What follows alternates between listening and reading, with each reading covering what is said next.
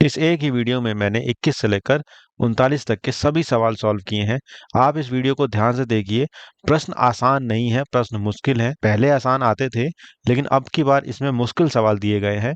तो आप ध्यान से करिएगा, क्योंकि आप मिस कर जाएंगे जल्दी जल्दी भाग भाग के देखेंगे तो। नमस्कार, मैं हूं रमेश।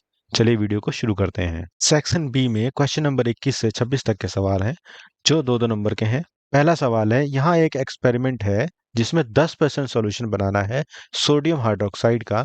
हमारे पास 90 ml वाटर है। इसमें कितने क्रिस्टल्स डालेंगे सोडियम हाइड्रोक्साइड के?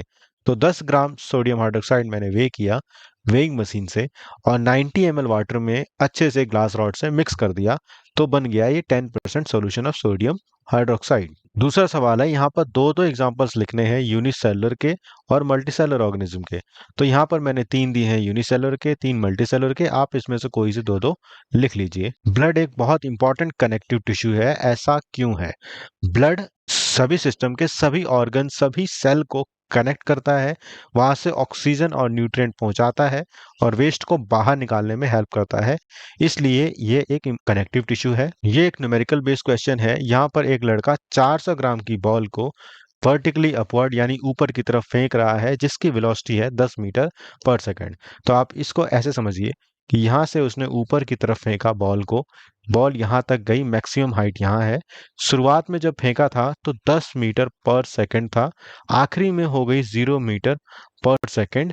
और कितना वेट है इस बॉल का? वो है 400 ग्राम। तो यहाँ एक बार लिख लेते हैं क्या क्या चीजें हमारे पास गिवन है, जिसके नंबर होते हैं एग्जाम में। 400 ग्राम की बॉल है, इसका मतलब है कि 400 ग्राम बटे 1000, मतलब ये हो गया 0.4 kg। उसके बाद हमें दे रखा है इनिशियल वेलोसिटी u, दे रखा है हमारे पास 10 मीटर पर सेकंड, v दे रखा है 0 मीटर पर सेकंड। अब हमसे पूछा गया है कि आप उसकी इनिशियल मोमेंटम निकालिए। तो इनिशियल मोमेंटम जो होता है p1, वो होता है mu के बराबर। तो m है 0.4 और u है हमारा 10 मीटर पर सेकंड। तो हम जब इसे क्रॉस करेंगे तो ये हो जाएगा 4 kg मीटर पर सेकंड। तो ये पहला पार्ट कंप्लीट हो गया। दूसरा पार्ट है P2 यानी फाइनल मोमेंटम mv होता है। m हो गया 0.4 और v हमारा है 0। तो ये हो गया 0 किलोग्राम मीटर पर सेकंड। बच्चे क्या करेंगे, इस जीरो को लिखना भूल जाएंगे या फिर सिर्फ जीरो लिखेंगे, आगे नहीं लिखेंगे, तो उनके नंबर यहाँ पर कट जाएंगे। इस प्रश्न में हमें दो साउंड वेव ड्रॉ करनी है जिनका एम्पलीट्यूड सेम हो और फ्रीक्वेंसी अलग अलग हो। एम्पलीट्यूड का मतलब इनकी ऊंचाई सेम हो। तो आप देखेंगे तो ये पहली वेव में एम्पलीट्यूड कुछ इतना है और दूसरी वेव में भी उतना ही एम्पलीट्यूड है जितना पहली वेव में है। तो एम्पलीट्यूड सेम हो रहा है, जबकि फ्रीक्वेंसी, आप लैप देखेंगे तो यहाँ 1 2 3 लैप हो रहे हैं और यहाँ पर 1 2 3 4 5 6 7 8 लैप हो रहे हैं। तो फ्रीक्वेंसी अलग अलग है और एम्पलीट्यूड सेम है। तो आप इसे ड्रॉ कर सकते हैं। हमें इस प्रश्न में चार इंपॉर्टेंट रिसोर्स, संसाधन बताने हैं जो इरिगेशन यानी सिंचाई के लिए इंडिया में यूज होते हैं। लगता तो एसएसटी का प्रश्न है, बट साइंस में पूछ रखा है। तो ये चार इरिगेशन पॉइंट्स हैं, आप नोट कर लीजिए। 27 से 33 तक के प्रश्न शॉर्ट आंसर टाइप हैं, जो कि सेक्शन सी के 3-3 नंबर के प्रश्न है। पहला 3 नंबर का प्रश्न, what is function of vacuole? Plant और अमीबा के अंदर वैक्यूल्स का क्या फंक्शन है? प्लांट में जो वैक्यूल्स हैं वो उन्हें स्ट्रेंथ और टर्जिडिटी प्रोवाइड करते हैं, जबकि अमीबा में वैक्यूल्स वेस्ट को स्टोर करते हैं जब तक वो उसे बाहर ना निकाल दे। दूसरा प्रश्न है, सुसाइड बैग किसे कहते हैं? आत्मघाती थैली लाइसोसोम्स को कहते हैं। 28वां प्रश्न, यहाँ पर 3 एपिथेलियल टिश्यू के नाम लिखने हैं और उनकी लोकेशन लिखनी है। तो पहला एपिथेलियम टिश्यू ये हो गया, दूसरा ये हो गया, तीसरा ये हो गया। पहला स्क्वेमस एपिथेलियम टिश्यू पाया जाता है ब्लड वेसल्स और एयर सैक की लाइनिंग के ऊपर। ठीक ऐसे क्यूबोइडल टिश्यू पाया जाता है ट्यूबुलर लाइनिंग ऑफ किडनी और ग्रैंट्स के ऊपर। कॉलुमिनर एपिथेलियम पाया जाता है डाइजेस्टिव और अपर रेस्पिरेटरी ट्रैक्ट की लाइनिंग के ऊपर। एपिथेलियल टिश्यू एक्चुअली किसी टिश्यू को, सेल को कवर कर रहा होता है, तो सब में लाइनिंग ही आ रही है। यह प्रश्न न्यूमेरिकल बेस्ड है। यहाँ पर और यानी इसके ऊपर वाला पार्ट करिए या फिर इसके नीचे वाला पार्ट करिए, दोनों के ही 3 नंबर हैं। मैं यहाँ पर आपको दोनों ही पार्ट कराऊंगा। चलिए पहला पार्ट करते हैं। एक विद्यार्थी जो है वो स्क्वायर गार्डन की बाउंड्री पे रन कर रहा है, जिसकी साइड 10 मीटर है। तो ये है हमारा स्क्वायर गार्डन। ये है 10 मीटर, ये भी 10 मीटर, ये भी 10 मीटर और ये भी 10 मीटर। विद्यार्थी ने 40 सेकंड के अंदर 10 मीटर पाथ कवर किया, यानी विद्यार्थी की स्पीड कितनी हो गई? स्पीड जो होती है वो होती है डिस्टेंस अपॉन टाइम। उसने डिस्टेंस कवर किया है 10 मीटर और टाइम लगाया है 40 सेकंड। तो ये हो जाएगा आपका 0.25 मीटर पर सेकंड। पहला प्रश्न है कि वह 2 मिनट 20 सेकंड में कितना डिस्टेंस और डिस्प्लेसमेंट कवर करेगा। तो हमें स्पीड दे रखी है, पहले प्रश्न में हमें स्पीड दे रखी है 0.25 मीटर पर सेकंड और टाइम दे रखा है 2 मिनट 20 सेकंड। तो 2 मिनट 20 सेकंड का मतलब हो गया 60 दूनी 120 और 20 140 सेकंड।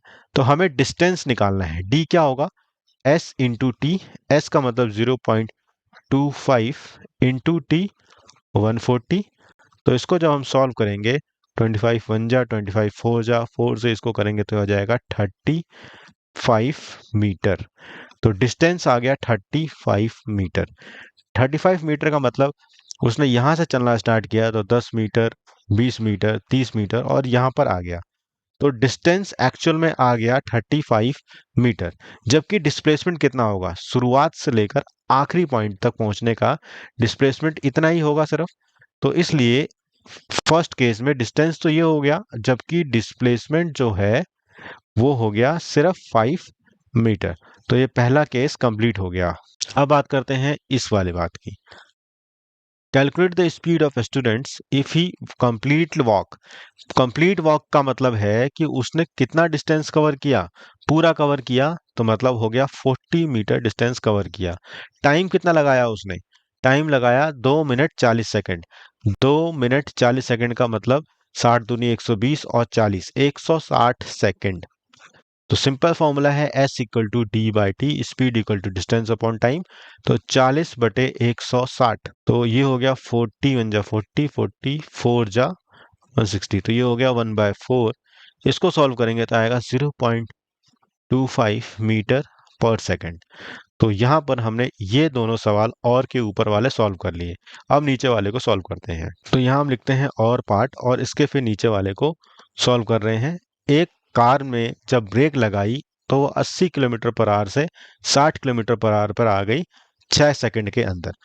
तो उसकी शुरुआती वेलोसिटी जो थी वो थी 80 किलोमीटर पर आवर और फाइनल वेलोसिटी थी वो थी 60 किलोमीटर पर आवर।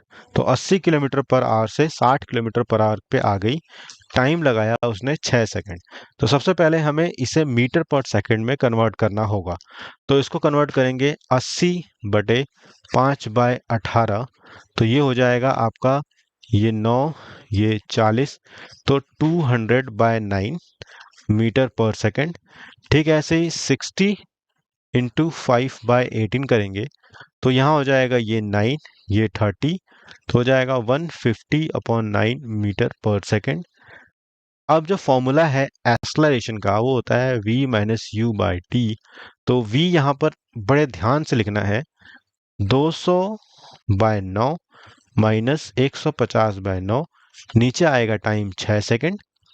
तो ये हो जाएगा -50/6 इंटू 9, मतलब -50/6 × 54। तो ये आ जाएगा -0.925 मीटर पर सेकेंड। तो ये माइनस साइन का हमें ध्यान रखना है क्योंकि यहाँ पर रिटार्डेशन हो रहा है, स्पीड कम हो रही है, इस कारण से एक्सलरेशन नेगेटिव में आ रही है। अगला प्रश्न है, यहाँ पर 3 यूज बताने हैं मल्टीपल रिफ्लेक्शन के, जो मैंने यहाँ पर दे रखे हैं, पेरिस्कोप, स्टेथोस्कोप और मेगाफोन्स। इस प्रश्न में फिर से न्यूमेरिकल है। एक लड़का है जो क्लिफ यानी टावर के सामने खड़ा है और उसने एक आवाज लगाई तो उसको वही आवाज 6 सेकंड के बाद सुनाई देती है।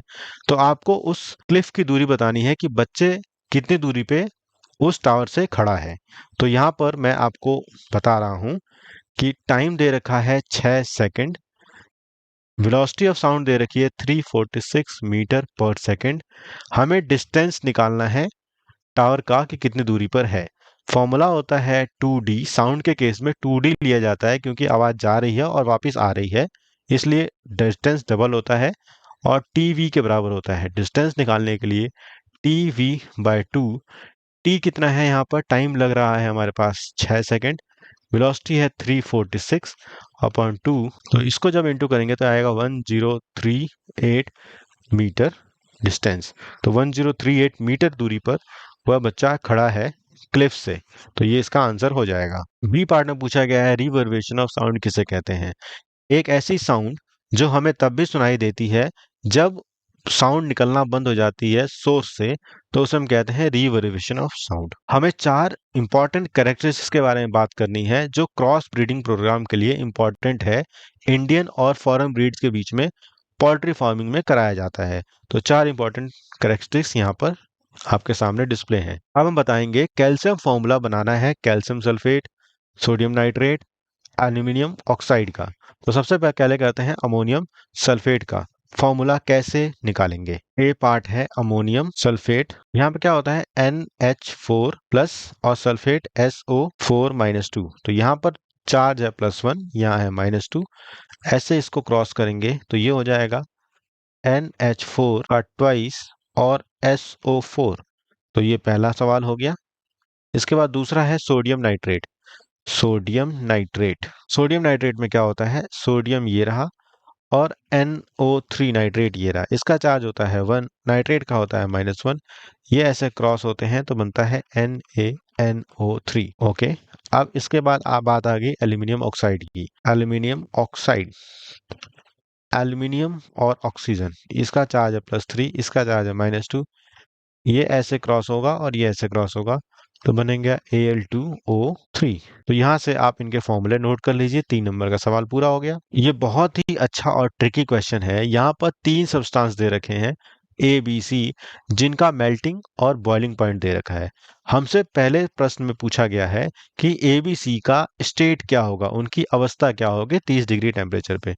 तो मैंने क्या किया, इसके बीच में लिखा 30 डिग्री सेल्सियस। तीनों के बीच में जब 30 डिग्री सेल्सियस लिखा तो मुझे ये मालूम पड़ा कि ए जो है वो गैस है, क्योंकि 30 के बीच में ये मेल्टिंग पॉइंट और बॉइलिंग पॉइंट के था, बी सॉलिड है और सी लिक्विड है। इसके बाद पूछा गया है कि उस सब्सटेंस का नाम बताइए जो सबसे ज्यादा कंप्रेसिबल है, सबसे ज्यादा कंप्रेस किया जा सकता है। क्योंकि ए जो है वह गैस है, इसलिए सबसे ज्यादा कंप्रेसिबल है। अब जो सवाल है 34 से 36 तक के सेक्शन डी में, ये 5-5 नंबर के हैं। पहले सवाल में पूछा गया है कि ये दोनों क्या हैं, तो ये दोनों आइसोटोप्स हैं। दूसरे सवाल में क्लोरीन का ये जो पहला आइसोटोप है वो 75% मिलता है, दूसरा आइसोटोप है वो 25% मिलता है, तो उसका एवरेज एटॉमिक मास क्या होगा। ये आपकी एनसीईआरटी में कंप्लीटली सॉल्व कर रखा है कि उसका एवरेज एटॉमिक मास क्या होगा। हालांकि हम इसे ध्यान नहीं देते तो हम यहाँ पर कर लेते हैं। 35 वाला जो है वो 75% है, इसका मतलब है 35 गुणा 0.75। ओके, दूसरा है 37 वाला, ये है बाकी 0.25%, और नीचे इनका वेट यानी 0.75 प्लस 0.25। इसको जब हम सॉल्व करेंगे तो आंसर आ जाएगा 35.5 ग्राम पर मोल। ओके, इसके बाद पूछा गया है क्लोरीन का एटॉमिक स्ट्रक्चर। क्लोरीन का एटॉमिक स्ट्रक्चर है, सेंटर में है न्यूक्लियस, KL-M सेल में 2 8 7 इलेक्ट्रॉन होंगे। तो सबसे पहले वाले में 2 इलेक्ट्रॉन, ये K सेल है। इसके बाद आएगा L सेल, इसमें होंगे 8 इलेक्ट्रॉन, 4 5 6 7 8, और आखिरी वाले में होंगे 7 इलेक्ट्रॉन। तो 1 2 3 4 5 6 7। आप और भी नीट बना सकते हैं। और पार्ट में हमें इलेक्ट्रॉन, प्रोटॉन और न्यूट्रॉन का डिफरेंस लिखना है, उनके पोजीशन, चार्ज और मास के ऊपर। तो ये चार्ज और पोजीशन तो लिख दी है, इनका मास नहीं लिखा है।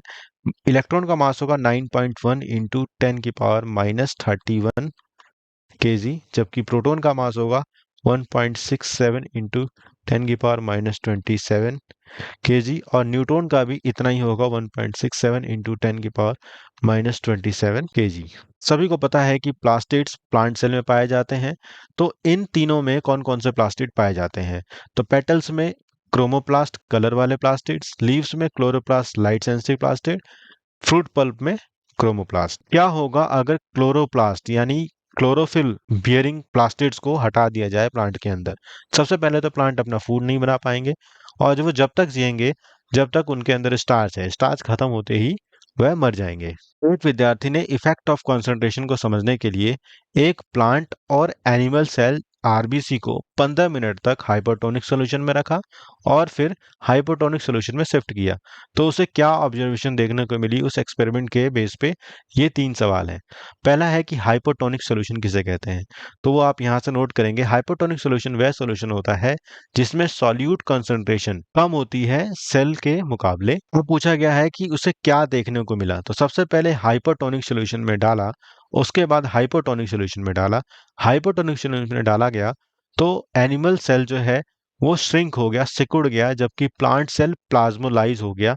ऐसा क्यों हुआ? क्योंकि पानी सेल के बाहर निकल रहा था, सॉल्यूशन में जा रहा था। दूसरा, हाइपोटोनिक सॉल्यूशन में प्लांट सेल जो हो गया वो टर्जिड हो गया, टफ हो गया। एनिमल सेल स्वेल हो गया क्योंकि पानी अब की बार सॉल्यूशन से सेल के अंदर जा रहा था। आखिर में क्या होता है? एनिमल सेल बर्स्ट हो जाता है जबकि प्लांट सेल बर्स्ट नहीं होता। सी पॉइंट में पूछा गया है कि सेल वॉल का क्या इंपॉर्टेंस है बी वाले कंडीशन में। सेल वॉल होने के कारण से प्लांट सेल टर्जिड हो गया, फूल गया, लेकिन वो फटा नहीं क्योंकि सेल वॉल ने उसको बचा लिया, जबकि एनिमल सेल बस्ट हो गया था हाइपोटोनिक सॉल्यूशन में। आपको एक्सप्लेन करना है यूनिवर्सल लॉ ऑफ ग्रेविटेशन, तो यहाँ वो एक्सप्लेन कर दिया गया है। मैथमेटिकल एक्सप्रेशन ये है, फोर्स जो होता है वो gravitation force mass 1 mass 2 upon R square के बराबर होता है। 3 इंपॉर्टेंट्स लिखने हैं इस लॉ के। पहला ये है कि रेनफॉल, स्नोफॉल और फ्लो ऑफ वाटर के बारे में बताता है। दूसरा ये है कि प्लैनेट सन के अराउंड क्यों घूम रहे हैं। तीसरा ये है कि मून अर्थ के अराउंड क्यों घूमता है। तो ये 3 इसकी इंपॉर्टेंस हैं ग्रेविटेशनल लॉ की। अब गिव रीजन वाला सवाल है। इन सभी रीजन में एक ही चीज सामने आती है कि प्रेशर जो होता है वो इनवर्सली प्रोपोर्शनल एरिया के होता है। इसका मतलब ये है कि एरिया अगर बढ़ाया जाएगा तो प्रेशर घटेगा, एरिया अगर घटाया जाएगा तो प्रेशर बढ़ेगा। तो इन तीनों स्टेप में एरिया बढ़ाया या घटाया जा रहा है, आप इसको देखेंगे। तो यहाँ पर कैरी बैग के स्ट्रिप को ब्रॉड करने के बाद उसे कैसे आराम मिलेगा? कैरी बैग के स्ट्रिप को ब्रॉड करने के बाद उसका एरिया बढ़ जाएगा और प्रेशर घट जाएगा, इस कारण से शोल्डर को आराम मिलेगा। दूसरे में नाइफ की जो एज है उसको पतला कर दिया तो एरिया घट गया और प्रेशर बढ़ गया, इस कारण से अच्छे से कटिंग हो पाएगी। तीसरा है कि कैमल आसानी से डेजर्ट में चल सकता है क्योंकि उसके फिट बहुत वाइड होते हैं और ज़्यादा सैंड के ऊपर वह आसानी से अपने पांव रखता है और कम प्रेशर होने से, बड़े फीट होने के कारण से कम प्रेशर रिलीज होता है, आसानी से वो चल पाता है। ये आपके पेपर का आखिरी पार्ट 37 से 39 तक के सवाल, जिसमें 4-4 नंबर के प्रश्न है। हर प्रश्न में 3 पार्ट है, ए बी सी। जिसको ये सी पार्ट नहीं आता वो नीचे वाला सी पार्ट कर सकता है। ऐसा नहीं है कि आप इसको करिए या फिर इसको करिए, ऐसा नहीं है। ए बी तो करना ही करना है, सी में कोई एक कर लीजिए। 2 सॉल्यूशन बनाया है, ए और बी। इसमें पानी के अंदर सॉल्ट मिलाया गया है, इसके अंदर पानी के अंदर एग व्हाइट मिलाया गया है। जब लेजर लाइट से देखा गया तो सॉल्यूशन ए में कोई लाइट नहीं दिखाई दे रही थी, कोई पाथ नहीं दिखाई दे रहा था, जबकि सॉल्यूशन बी में लाइट का ये पाथ दिखाई दे रहा था, लाइट का रास्ता दिखाई दे रहा था। अब आइए प्रश्न को करते हैं। Name the mixture formed in both the beaker. Beaker में कौन कौन से मिक्सचर बन रहे हैं? बीकर ए में होमोजीनियस मिक्सचर बन रहा है, जबकि बीकर बी में हेटेरोजीनियस मिक्सचर बन रहा है। बीकर बी में कौन कौन से कंपोनेंट हैं? बीकर बी में है वाटर और एग व्हाइट। बीकर बी में लाइट का पाथ विजिबल क्यों है? बीकर बी जो है वो है हेटेरोजीनियस मिक्सचर जिसका नॉन यूनिफॉर्म कॉम्पोजिशन है, इस कारण से लाइट का पाथ विजिबल है, टिंडल इफेक्ट देखने को मिल रहा है। क्या हम बीकर ए के सॉल्यूशन को सेपरेट कर सकते हैं? तो हाँ, कर सकते हैं। कैसे कर सकते हैं? पानी और सॉल्ट का सॉल्यूशन है, धूप में रख देंगे तो पानी अलग हो जाएगा और सॉल्ट अलग हो जाएगा। यहाँ भी एक पैराग्राफ दे रखा है, उसके बाद हमें सवाल करना है। पहला सवाल है, state law of conservation of energy. Energy ना ही बनती है और ना ही बिगड़ती है, खत्म होती है, जबकि ये अपना फॉर्म चेंज कर देती है। दूसरा प्रश्न है, यहाँ मैकेनिकल एनर्जी है 800 जूल और काइनेटिक एनर्जी है 389 जूल। तो आप बताइए कि पोटेंशियल एनर्जी क्या होगी? हमें पता है कि मैकेनिकल एनर्जी जो होती है वो पोटेंशियल एनर्जी और काइनेटिक एनर्जी के बराबर होती है। तो यहाँ दे रखा है हमें 800 जूल, पोटेंशियल एनर्जी हमें निकालना है, और काइनेटिक एनर्जी दे रखा है हमें 389 जूल।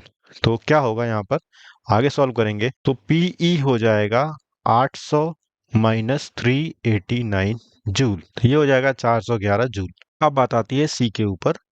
यहाँ पर मास दे रखा है 20 किलो और हाइट दे रखी है 5 मीटर। हमें पोटेंशियल एनर्जी निकालना है। पोटेंशियल एनर्जी जो है होती है वो होती है मास इंटू जी इंटू एच। तो मास दे रखा है हमें 20, जी हमें पता है कि 9.8 होता है और एच हमारे को दे रखा है 5। तो हम इसको करेंगे मल्टीप्लाई, तो ये हो जाएगा 0 0, तो हो जाएगा 980 जूल। इसी में पूछ रखा है कि फैक्टर्स बताइए जिसपे पोटेंशियल एनर्जी डिपेंडेंट है। तो पोटेंशियल एनर्जी हाइट और मास के ऊपर डिपेंड होती है। सी पार्ट में पूछ रखा है कि एक बैटरी से बल्ब को ग्लो किया जा रहा है, तो कौन कौन सी एनर्जी ट्रांसफॉर्म हो रही है। तो बैटरी में थे काइनेटिक एनर्जी, वो बन गई इलेक्ट्रिकल एनर्जी, और बाद में जब बल्ब ग्लो किया तो हीट और लाइट एनर्जी बन के बाहर निकली। ये आखिरी सवाल है। 3 डायग्राम दे रखे हैं। सबसे पहले इन्हें लेबल करना है कि ये कौन कौन से डायग्राम है। तो पहला है स्ट्राइटेड मसल, दूसरा है कार्डियक मसल और तीसरा है स्मूथ मसल्स। हमें ये बताना है कि इनमें से कौन सी वॉलंटरी मसल्स होती हैं और कौन सी इनवॉलंटरी। वॉलंटरी मसल है ए और बाकी दोनों इनवॉलंटरी मसल्स हैं। मसल बी की 2 कैरेक्टरिस्टिक्स के बारे में बताना है। बी है कार्डियक मसल यानी हार्ट मसल। हार्ट मसल्स होती है ब्रांच, सिलेंड्रिकल और यूनिन्यूक्लिएट, जो कभी थकती नहीं है। तो पहली प्रॉपर्टी तो ये हो गई, दूसरी प्रॉपर्टी ये हो गई। और है सी पार्ट, इसमें मूवमेंट के लिए मसल्स जो है वो बोन से अटैच होती हैं कनेक्टिव टिश्यू की हेल्प से। तो मसल और कनेक्टिव टिश्यू का नाम बताना है। तो मसल है स्टार्टेड मसल जो बोन से पास होती है, बोन को सपोर्ट करती हैं, और इन मसल से बोन अटैच होती है टेंडन कनेक्टिव टिश्यू से। मुझे पूरी उम्मीद है कि ये आपने अच्छे से सॉल्व किया होगा। दोबारा देखिए, बार बार सुनिए ताकि आप अच्छे से कर पाएं। वीडियो को लाइक करिए, दोस्तों के बीच में शेयर करिए, कमेंट करिए और चैनल को सब्सक्राइब जरूर करिए। Thank you.